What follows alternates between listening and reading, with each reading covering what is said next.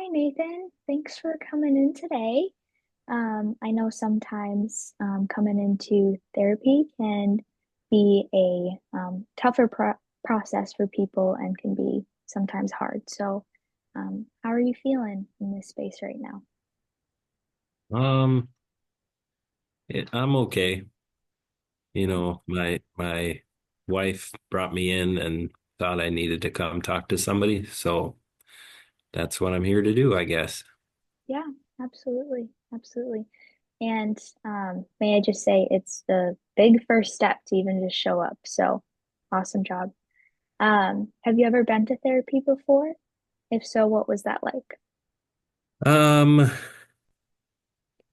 Not really. Um, Okay. I haven't ever had anything really that I thought I needed to go to therapy for, so I haven't really gone before. Yeah, that's totally normal. People start therapy at all different stages of life. So you are just human in that way.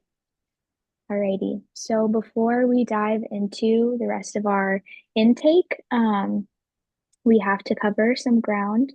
And I start this information at the beginning of every therapy session.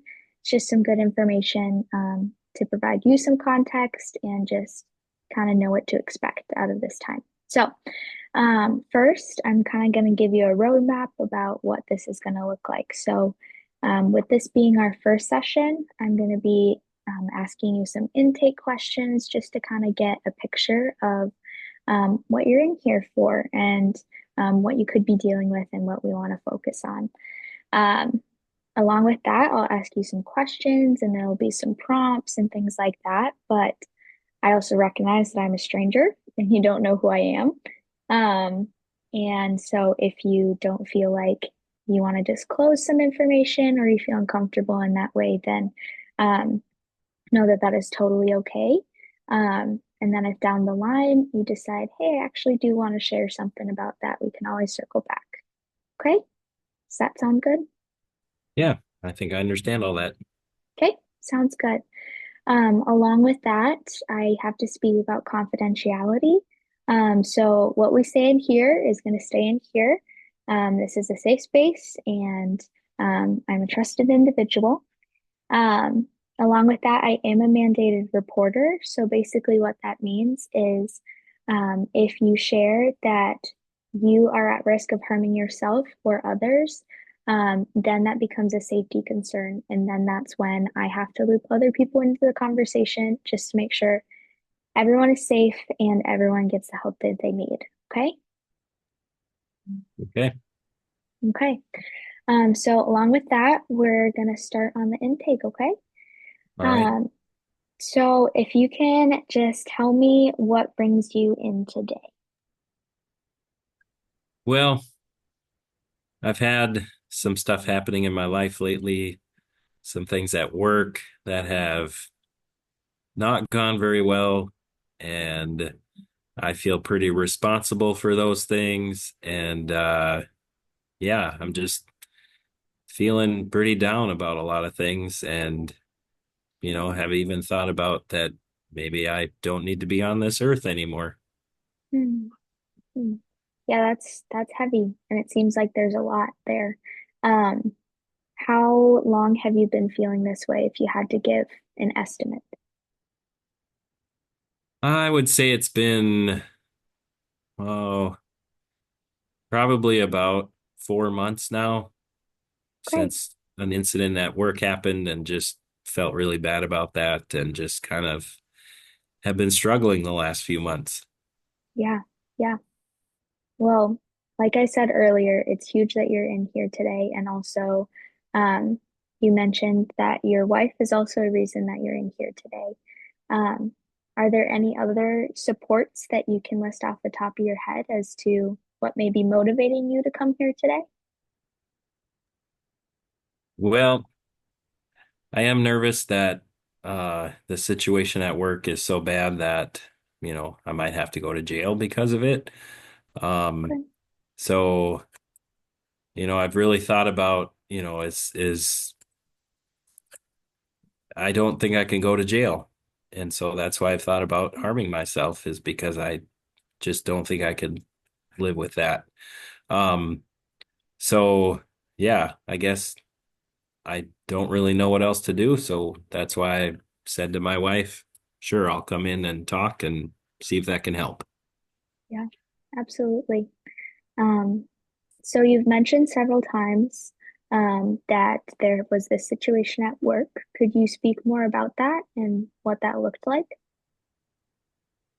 Yeah, so I work at a dog food plant and it's my job isn't necessarily in the actual part where they process the dog food and package it and all that stuff.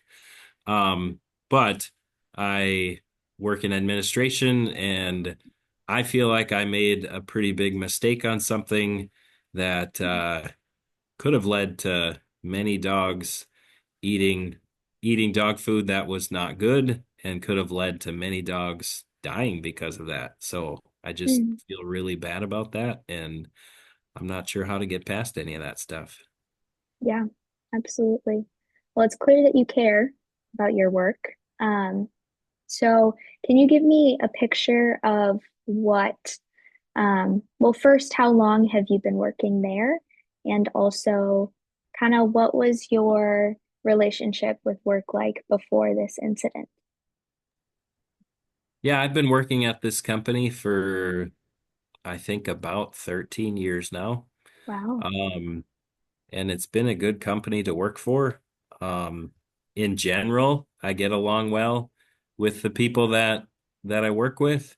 I haven't had any major issues other than the normal workplace conflicts that come up. And yeah, it's been pretty good overall. They treat me well, and I generally have liked it, but I don't know. I just feel like I've made a mistake that I can't come back from in this job. Okay. Yeah. That's a long time to spend at one company.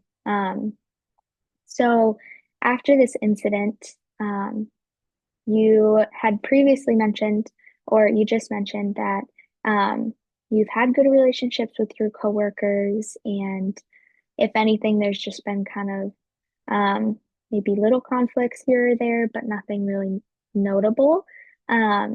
Have you noticed any changes in your interaction with your coworkers after this incident, or no? Yeah, I would say that I'm probably avoiding people a lot more than I used to, mostly because of the guilt that I feel regarding Okay. this situation. Um, I still go to work every day and I'm there and I try and do my work, but I definitely don't feel like I'm doing as good of a job as I used to do, and I Hmm. don't interact with people the same because of what's happened. Okay. I'm also curious, along with that, you say that you have been kind of avoiding people. Is that correct? Yeah. Has anybody mentioned the incident or has there been any conversation around what has happened? Um, Not really. I'm, I've talked to one specific coworker a little bit about it because I feel like I can trust them. Um, but nobody has come to me and talked to me about the situation, but I'm feeling a little nervous that there's some things going on behind the scenes and Hmm, that, eventually something's going to come up and the police will get involved and then I'll get in big trouble for it. okay. You've mentioned the police several times. Um, what makes you think that like law enforcement would get involved within this situation? I don't know for sure, but I've just heard lots of stories and watched lots of news reports about things happening at companies and the authorities getting involved and people getting in trouble because somebody has to be held responsible. And so I guess that's just why I'm worried is because I've seen and heard a lot of things about it. Yeah, absolutely. Um, it can be hard when you hear a lot of those stories and um, yeah, it can kind of sometimes amplify our anxieties and worries um, when we fill our brains with those things for sure. Um, what would you say your wife's perspective of the incident is? Have you been able to speak with her about it at all? She's in general is pretty supportive of me. Okay. Um, but uh, you know, I haven't really wanted to burden her with some Mm, of this stuff. So I've just talked about her and I've talked about stuff generally with her, but haven't really gone into too much detail because I don't want her to be involved, especially if something were to happen. I just want her to know as little as possible. mm, yeah.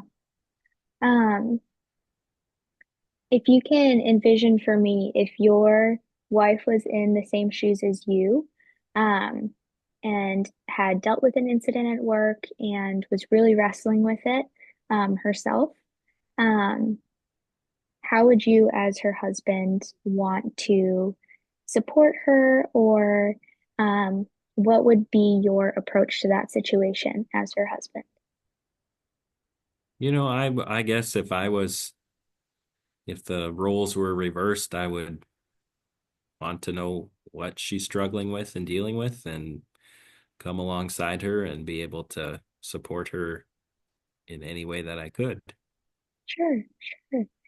Um, so thinking in that way, I wonder if um, before our next session, I wonder if you can take the opportunity, even if it's just one conversation, to maybe let your wife into more of what you're thinking and your thoughts on the incident. Um, doesn't have to be necessarily all the details, but even just to start that conversation. Do you feel like that's something that could be practical and something you could do? I think I'll have to do some thinking as far as like what I actually would say to her and how I would say it.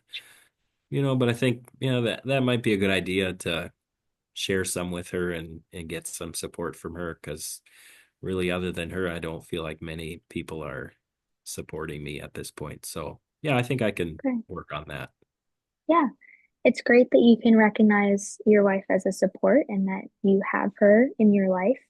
And it's clear that she cares for you as she's recommending that you come here today. Um, and also, if within this next week it feels too daunting to bring up that conversation, that's also something we can work on next week. Something that we can workshop if that's something that you're open to, where we can figure out what would be beneficial to say or what you feel like would give enough of the picture. Would that be something that you'd be interested in if it doesn't work out this next week? Yeah, for sure. Okay. Awesome. Well, yes, I'll be circling back next week to see if you had that conversation, and if not, there's no worries, no pressure. We can always workshop it. Um, and like I said, we're not going to force you to do anything in therapy. This is something where you get out of it however much you put in. So, um, yeah, we're not going to force you to do anything, but we're going to encourage you along the way. Um, so I have one last thing for us today. So with this being an intake session, you have mentioned several times that you have felt depressed, you have felt down, and have even mentioned hurting yourself in some way um, to avoid kind of consequences of potentially going to prison and things like that. Um, so as a baseline, we have this questionnaire that's called the PHQ-9. And that's kind of a fancy term for just a depression screen. Um, and so we'll kind of take the PHQ-9 throughout your therapy journey just to see how the results have varied, see areas where you've improved, see areas that you can still work on. So would you feel comfortable going through the PHQ-9 right now? Sure. Okay. It's only 9 questions, so it'll be pretty simple. And So it's on a scale of 0 to 3. 0 equals not at all. 1 is several days. 2 is more than half the days. And 3 is every day. So as I go through these questions, you can respond accordingly, based on how often you experience this. Does that make sense? Yep. Okay, sounds good. So the first question, is little interest or pleasure in doing things. Mm, I'd say probably a 2. Okay. Next, we have feeling down, depressed, or hopeless. 2 again. Okay. Trouble falling or staying asleep or sleeping too much. Mm, Probably about a 1. Feeling tired or having little energy. 2. Poor appetite or overeating. 3. Okay. Feeling bad about yourself or that you are a failure or have let yourself or your family down. Definitely a 3. Okay. Trouble concentrating on things such as reading the newspaper or watching television. Maybe a 2. Okay. Moving or speaking so slowly that other people could have noticed, or the opposite, so fidgety or restless that you have been moving around a lot more than usual. Mm, I don't know if that happens at all, so probably a 0. Okay. And finally, thoughts that you would be better off dead or harming yourself. Yeah, probably about a 2. Okay. Yeah. So based on the results you gave, there are definitely some strong indicators of depression. And like I said, those questions give us a good baseline to see where we can build off of and where we can go from here. Um, and also, those questions kind of divide up different categories that we can focus on as well. So, with, for example, having poor appetite or overeating, we can talk about that one week and kind of delve into more of what that's looking like for you and how we can potentially grow from that as well. Um, but yes, this first therapy session is just kind of an intake and, like I said, provides context. So we obviously have more to dig into, but this is just kind of figuring out our baseline and just putting face to name and all of that. Okay. Do you have any questions for me before we end our session? I don't. Okay, awesome. Well, this next week, remember to try and talk to your wife, and start that conversation, even if it's just beginning that conversation, like I said. I will do that. Awesome. Thank you so much, Nathan. I hope you have a good week. Thank you.